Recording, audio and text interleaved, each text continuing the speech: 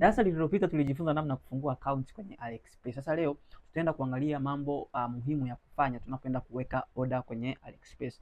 Ni mambo kama manne mpaka matano ambayo inabidi tuweze kuyazingatia.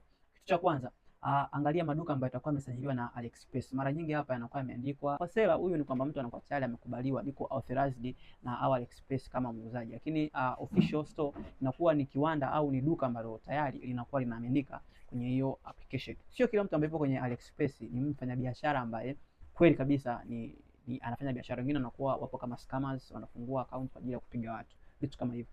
Kitu cha pili, tuwe makini sana kwenye kusoma maelezo ambayo yanakuwa pale kwenye product zile description.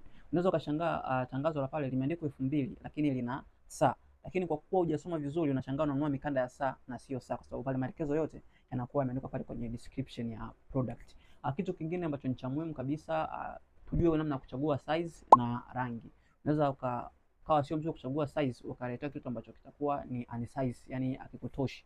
Kwa hiyo make sure unaangalia size na rangi ili uweze kuongeza kitu ambacho kitakuwa kiko poa kabisa. Kitu cha muhimu kabisa, make sure unapokwenda kufanya purchase, baada ya kuangalia vitu vingine vyote ambavyo nimekwambia, kuangalia rate au feedback za wateja kuanzia 4.5, kuangalia jina la maduka yawe yameandikwa official au authorized, lakini pia kuchagua size na rangi. Make sure pale kwenye product ya kile kiwanda ama hiyo seller kunakuwa kumeandikwa choice. Hii choice inakusaidia nini? Hii choice itakusaidia pale kwa wakati wa usafirishaji.